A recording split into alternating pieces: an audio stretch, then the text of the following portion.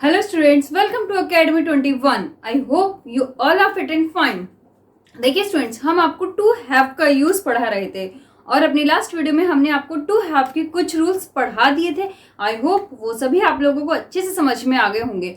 तो जो उसके बचे हुए रूल्स हैं वो हम आपको अपनी आज की वीडियो में पढ़ाएंगे। तो स्टूडेंट्स हमारी वीडियो को बहुत ध्यान से देखिएगा क्योंकि इसके जो बचे हुए रूल्स हैं वो भी काफी इंपॉर्टेंट होते हैं। ठीक है, तो आइए हम स्टार्ट करते हैं स्टूडेंट्स।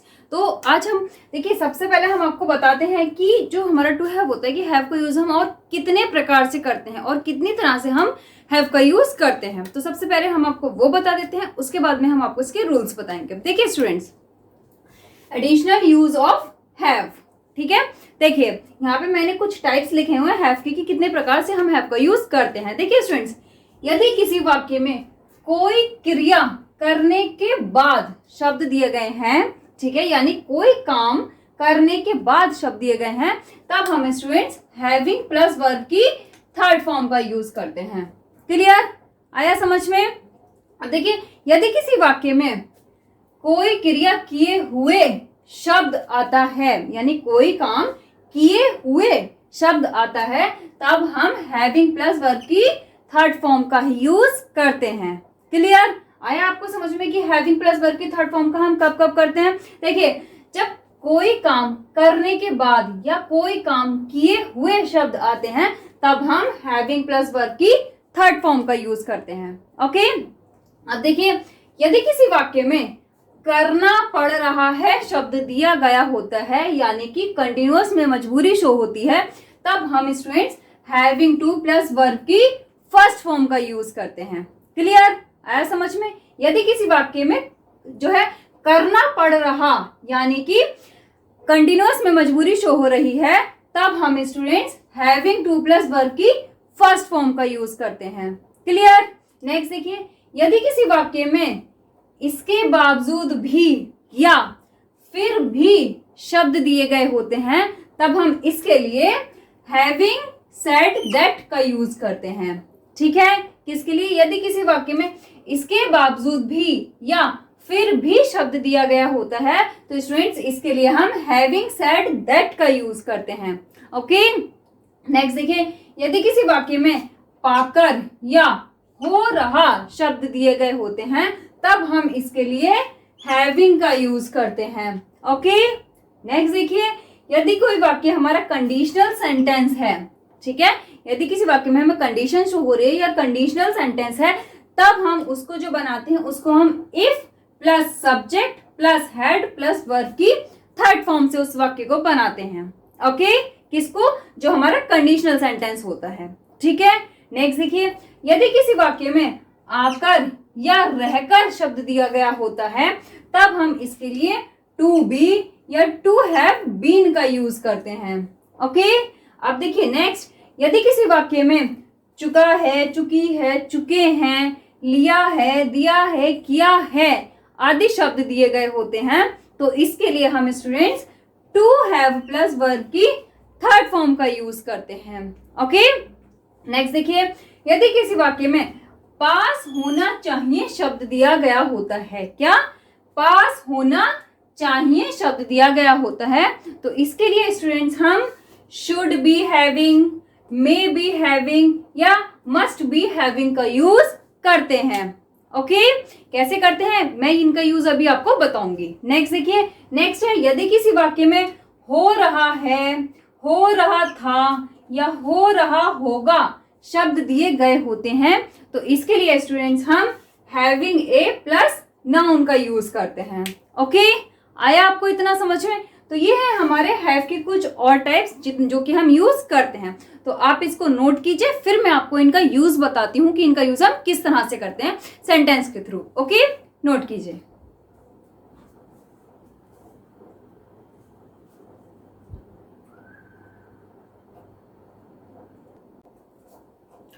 अब देखिए स्टूडेंट्स, हम आपको सबसे पहले बताते हैं हैविंग प्लस वर्ब की थर्ड फॉर्म का यूज हम कैसे करते हैं। देखिए, हैविंग प्लस वर्ब की थर्ड फॉर्म का यूज हम किस तरह से करते हैं। देखिए, यदि किसी वाक्य में कोई क्रिया करने के बाद या कोई क्रिया किए हुए शब्द दिए गए होते हैं, तब हम इसके लिए हैविंग प्लस वर्ब की थर्ड फॉर्म का यूज करते हैं। क्लियर, देखिए मैं आपको इसको एग्जाम्पल के थ्रू समझाती हूँ, आपको अच्छे से समझ में आएगा। देखिए स्टूडेंट, जैसे कि मैंने यहाँ पे पहला एग्जाम्पल लिखा हुआ है, after meeting you comma I left for school. या देखिए हम इसको हैविंग से कैसे बनाएंगे, देखिए having met you comma I left for school. ठीक है, देखिए इसका अर्थ क्या है कि देखिए तुमसे मिलने के बाद मैं स्कूल चला गया। ठीक है, या हम इसको इस तरह से भी बोल सकते हैं कि तुमसे मिलकर मैं स्कूल चला गया। ठीक है, तो देखिए इसमें क्या आ गया स्टूडेंट, तुमसे मिलने के बाद, काम क्या है, मिलना, और मिलने के बाद। ठीक है, क्या आ गया हमारा, कौन सा वाला सेंस आ गया इसमें, हमारा कोई क्रिया करने के बाद वाला हमारा इस वाक्य में सेंस आ गया। तो हमने इसको किससे बनाया स्टूडेंट्स, हैविंग प्लस वर्ब की थर्ड फॉर्म से। मेट क्या है, हमारी वर्ब की थर्ड फॉर्म है, मीट की थर्ड फॉर्म है मेट। क्लियर, आया समझ में।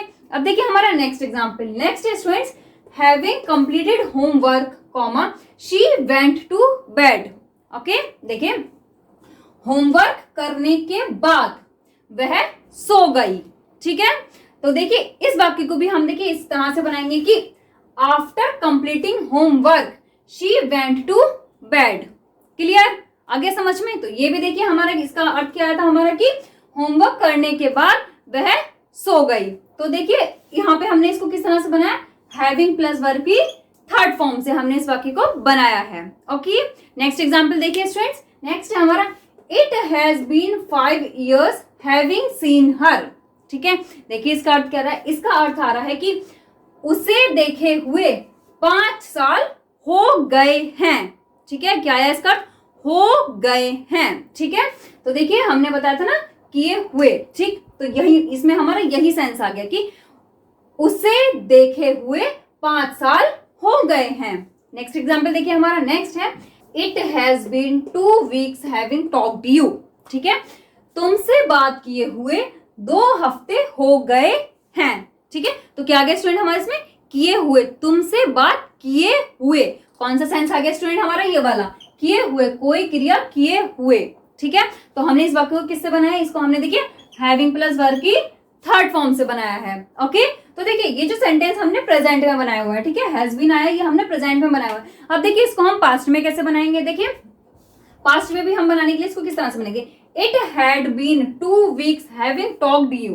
तो इसका अर्थ क्या आ जाएगा स्टूडेंट, इसका अर्थ आएगा कि तुमसे बात किए हुए 2 हफ्ते हो गए थे। ठीक है, ये आ जाएगा हमारा पास्ट में। और अगर हम इसका फ्यूचर में बनाएंगे तो देखिए फ्यूचर में कैसे बनेगा, it will have been 2 weeks having talked you, यानी तुमसे बात किए हुए 2 हफ्ते हो गए होंगे। ओके, आया समझ में। तो ये हो गया स्टूडेंट्स हमारा हैविंग प्लस वर्ब की थर्ड फॉर्म का यूज दोनों ही तरह से। क्लियर, ये वाला देखिए हमारा कोई भी सेंटेंस आ जाएगा इसी तरह से हम पास्ट और फ्यूचर में बनाएंगे। ओके, अब देखिए हमारा नेक्स्ट रूल, नेक्स्ट है हमारा हैविंग टू प्लस वर्ब की फर्स्ट फॉर्म। ठीक, यानी देखिए यदि किसी वाक्य में हमें करना पड़ रहा है, करना पड़ रहा था, करना पड़ रहा होगा शब्द दिए गए होते हैं, तब हम हैविंग टू प्लस वर्ब की फर्स्ट फॉर्म का यूज करते हैं। यानी कि कंटिन्यू, जो एक मजबूरी है वो हमारी कंटिन्यू होती है, तब हम हैविंग टू प्लस वर्ब की फर्स्ट फॉर्म का यूज करते हैं। ओके, देखिए एग्जाम्पल के थ्रू देखिए स्टूडेंट, जैसे कि मैंने यहाँ पे एग्जाम्पल लिखा हुआ है, she is having to learn a lesson, यानी उसे एक लेसन याद करना पड़ रहा है। तो ये वाक्य मैंने प्रेजेंट में बनाया हुआ है कि उसे एक लेसन याद करना पड़ रहा है, उसकी मजबूरी है, प्रेजेंट में मजबूरी शो हो रही है हमें कि उसे एक लेसन याद करना पड़ रहा है। अगर मैं इसको पास्ट में बनाऊंगी तो किस तरह से बनाऊंगी स्टूडेंट, देखिए she was having to learn a lesson, यानी उसे एक लेसन याद करना पड़ रहा था। ओके, नेक्स्ट एग्जाम्पल देखिए, I am having to teach you English. ठीक है, मुझे तुम्हें इंग्लिश पढ़ानी पड़ रही है। ठीक, ये हमारा प्रेजेंट में हो गया। अगर हम इसको पास्ट में बनाएंगे तो किस तरह से बनाएंगे, I was having to teach you English, यानी मुझे तुम्हें इंग्लिश पढ़ानी पड़ रही थी। ओके, नेक्स्ट एग्जाम्पल देखिए, नेक्स्ट है हमारा you are having to go to school. ठीक है, तुम्हें स्कूल जाना पड़ रहा है। अगर मैं इसको बनाती हूँ, you were having to go to school, यानी तुम्हें स्कूल जाना पड़ रहा था। तो ये हमारे वाक्य हो गए प्रेजेंट में या पास्ट में हम किस तरह से बनाते हैं वो तरीके। नेक्स्ट देखिए हमने फ्यूचर में एक सेंटेंस बनाया हुआ है, देखिए he will be having to take medicine. ठीक है, तो देखिए इसका अर्थ हमारा फ्यूचर में आएगा क्योंकि विल भी आ गया। देखिए कि उसे मेडिसिन लेनी पड़ रही होगी। ठीक है, क्या है इसका अर्थ की उसे मेडिसिन लेनी पड़ रही होगी। तो ये हो गया स्टूडेंट्स हमारा फ्यूचर का एग्जाम्पल। ठीक है, आया समझ में। तो ये देखिए हमने अफर्मेटिव में बनाया। अगर हम इसको निगेटिव में बनाएंगे तो स्टूडेंट्स हम देखिए इज, एम, आर, वॉज, वर के बाद में हम नॉट का यूज करेंगे। और अगर विल बी या शैल बी अगर हमारा आता है तो देखिए विल या शैल के बाद यानी विल बी के बीच में हम नॉट का यूज करेंगे। ठीक है, यानी जैसे ही हमने आपको टेंस पढ़ा है उसी के अकॉर्डिंग हम इसका निगेटिव या फिर इंटेरोगेटिव बनाएंगे। क्लियर, आया समझ में। तो अब आप इसको नोट कीजिए, फिर मैं आपको नेक्स्ट रूल बताती हूं।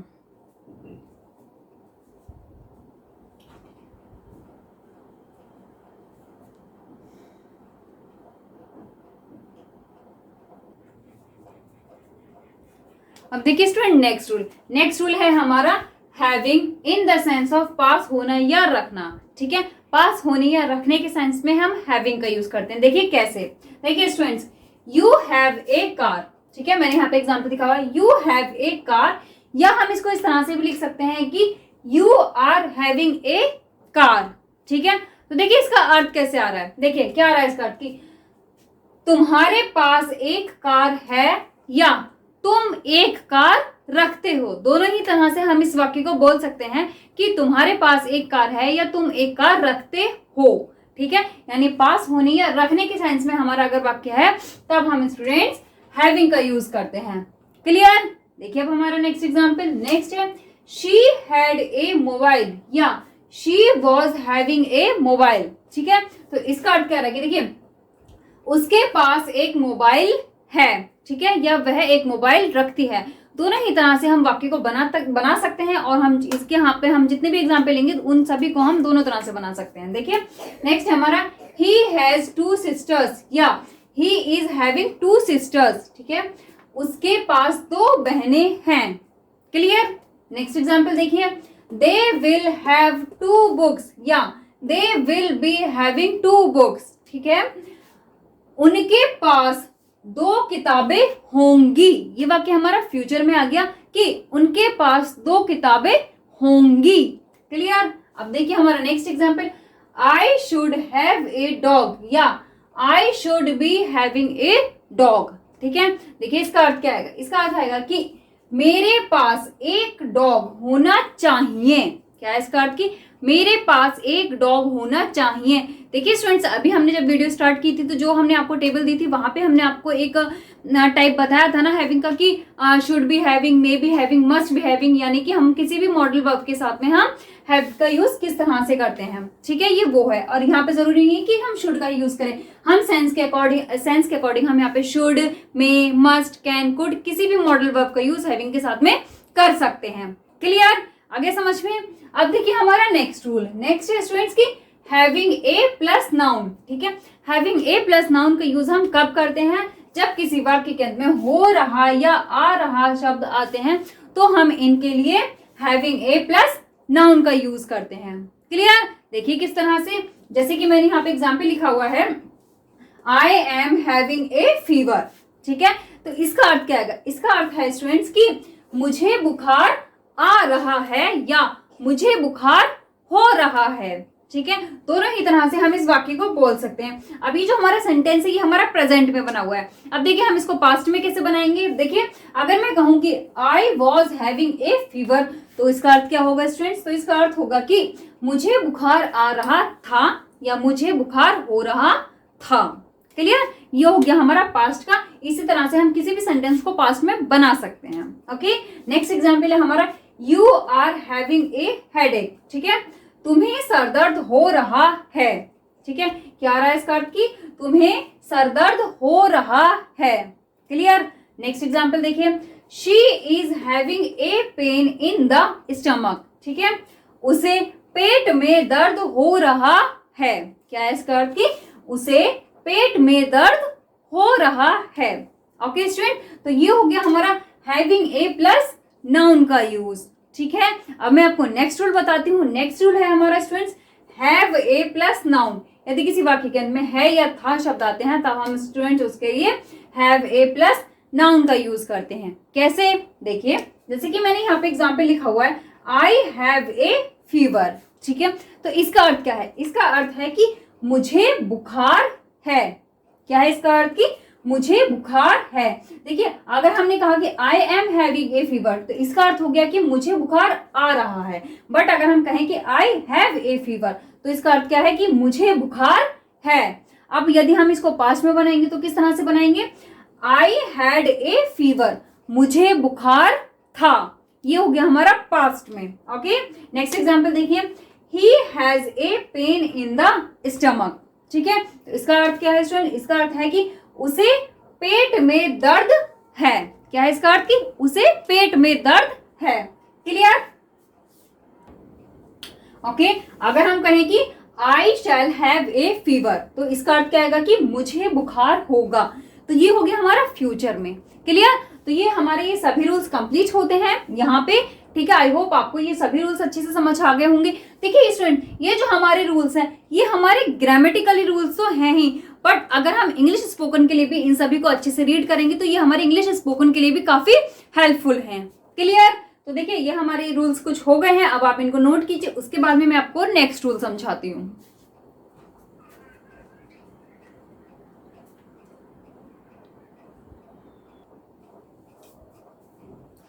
अब देखिए स्टूडेंट्स, हमारा नेक्स्ट रूल देखिए, नेक्स्ट है हमारा if plus subject plus head plus verb की थर्ड फॉर्म का यूज हम कब करते हैं? जब हमें कोई किसी वाक्य में कंडीशन शो होती है। ठीक है, यदि किसी वाक्य में हमें कंडीशन शो होती है तब हम if plus subject plus head plus verb की थर्ड फॉर्म का यूज करते हैं। क्लियर? जैसे कि एग्जाम्पल देखिए स्टूडेंट्स, देखिए मैंने यहाँ पे एग्जाम्पल लिखा हुआ है, if you had come to me comma I would have helped you, full stop. ठीक है, अब देखिए इसको हम दूसरी तरह से कैसे बनाएंगे? देखिए, had you come to me comma I would have helped you. ठीक, अब देखिए इसका अर्थ क्या रहा है? इसका अर्थ आ रहा है कि यदि तुम मेरे पास आते। ठीक है, क्या आ रहा है इसका अर्थ? कि यदि तुम मेरे पास आते तो मैं तुम्हारी सहायता करता। ठीक है, आया समझ में? क्या है इसका अर्थ? कि यदि तुम मेरे पास आते तो मैं तुम्हारी सहायता करता। ठीक है, अब देखिए यहाँ पे मैंने इसके दो टाइप तो लिखे ही हुए हैं। ठीक है, मेन चीज इसमें क्या है कि हमारा कंडीशनल सेंटेंस है। कंडीशनल सेंटेंस है तो हमने इसको किससे बनाया?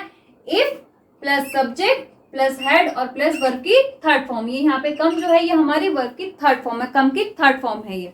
क्लियर? अब देखिए इस वाक्य को हम किस तरह से और बना सकते हैं। देखिए इस वाले सेंटेंस को हम बना सकते हैं, I would have helped you if you had come to me। Clear? अब देखिए इसको हम और बना सकते हैं, I would have helped you had you come to me। Clear? आया समझ में? देखिए यहाँ पे जो ये हेड है ये क्या है? ये हमारा कंजक्शन का काम कर रहा है यहाँ पे। ठीक है, आगे समझ में? तो ये हो गया हमारा if plus subject plus head plus verb की थर्ड फॉर्म वाला रूल। क्लियर? अब देखिए हमारा नेक्स्ट रूल, नेक्स्ट है स्टूडेंट्स हमारा टू बी या टू हैव बीन। ठीक है, इसमें काफी बच्चे कंफ्यूज होते हैं कि हमें टू बी का यूज कब करना है या टू हैव बीन का यूज कब करना है। तो देखिए स्टूडेंट्स, ये जो होते हैं ये दोनों ही हमारे सेम होते हैं, या हम कह सकते हैं कि ये दोनों ही जो है सिनोनिम्स हैं। इनका हम यूज बहुत इजिली और एक की जगह पे कर सकते हैं। इनका यूज हम कब करते हैं? यदि किसी वाक्य में आकर या रहकर का सेंस होता है तब हम टू बी या टू हैव बीन का यूज करते हैं। ठीक है, देखिए एग्जाम्पल, देखिए स्टूडेंट मैंने यहाँ पे एग्जाम्पल लिखा हुआ है, I am happy to be in America. या मैं इसको इस तरह से भी लिख सकती हूँ कि I am happy to have been in America. ठीक है, मैंने दोनों ही तरह से यानी टू बी का भी यूज कर दिया है यहाँ पे और टू हैव बीन का भी यूज इस सेंटेंस में कर दिया है। अब इसका जो हिंदी में अर्थ आएगा वो सेम आएगा। क्या आएगा इसका अर्थ? कि मैं अमेरिका में रहकर खुश हूं या मैं अमेरिका में आकर खुश हूं। ठीक है, दोनों ही वाक्यों का हमारा सेम आंसर आ रहा है। ठीक है, अब देखिए हमारा नेक्स्ट एग्जांपल, नेक्स्ट है she was happy to be in India during election. ठीक है, वह इलेक्शन के दौरान इंडिया में आकर खुश थी, या हम इसको इस तरह से भी कह सकते हैं कि वह इलेक्शन के दौरान इंडिया में रहकर खुश थी। ठीक है, तो इस वाक्य में देखिए मैंने यहाँ पे टू बी का यूज किया है। अब हम यहाँ पे देखिए टू हैव बीन का भी यूज कर सकते हैं। कैसे? She was happy to have been in India during election. Okay clear, इसमें कोई भी कंफ्यूज ना हो क्योंकि बहुत इजी है। टू बी और टू हैव बीन एक ही बात है, दोनों सिनोनिम ही हैं। ओके अब देखिए हमारा next rule, next students having. Having का यूज हम कब करते हैं, यदि किसी वाक्य में के बावजूद या फिर भी शब्द आते हैं तो इसके लिए हम हैविंग का यूज करते हैं। ओके कैसे करते हैं अब हम आपको एग्जाम्पल के थ्रू समझाते हैं। देखिए स्टूडेंट जैसे कि मैंने यहाँ पे एग्जाम्पल लिखा हुआ है, having is a difficult topic full stop, having said that I have to learn it. ठीक है देखिए इसका अर्थ क्या रहा है, इसका अर्थ है देखिए यहाँ पे जो स्टूडेंट ये हैविंग आ रहा है स्टार्टिंग में, ये हमारे नाउन का काम कर रहा है। ठीक है किसका काम कर रहा है, नाउन का। देखिए हैविंग एक डिफिकल्ट टॉपिक है, इसके बावजूद मुझे यह याद करना पड़ता है। ठीक है क्या रहा है इसका अर्थ कि हैविंग एक डिफिकल्ट टॉपिक है, इसके बावजूद मुझे यह याद करना पड़ता है। ओके आया समझ में। अब देखिए हमारा नेक्स्ट एग्जांपल, नेक्स्ट है this hotel was very expensive full stop, having said that she was staying there. ठीक है इसका अर्थ क्या रहा है, इसका अर्थ आ रहा है कि यह होटल बहुत एक्सपेंसिव था फिर भी वह वहां रह रही थी। ओके क्या है इसका अर्थ कि यह होटल बहुत एक्सपेंसिव था फिर भी वह वहां रह रही थी। ओके आया समझ में। तो ये हो गया स्टूडेंट्स हमारा हैविंग का रूल। आई होप आप लोगों को ये रूल अच्छे से समझ में आ गए होंगे। तो अब आप इन्हें नोट कीजिए, फिर मैं आपको नेक्स्ट समझाती हूँ।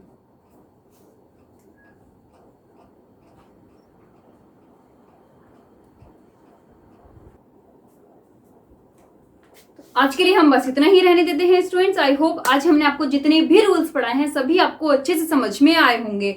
तो अब हमारे जो बाकी के बचे हुए रूल्स हैं उसको हम अपनी अगली वीडियो में आपको समझाएंगे। अगर आपको हमारी आज की वीडियो अच्छी लगी हो तो उसको लाइक शेयर एंड सब्सक्राइब जरूर कीजिएगा। और अगर आपको इसमें कोई भी प्रॉब्लम आती है स्टूडेंट्स तो आप वीडियो को रिपीट करके देखिए, उसके बाद भी यदि आपको कोई प्रॉब्लम हो रही है तो आप हमसे कमेंट करके पूछ सकते हैं। Thank you.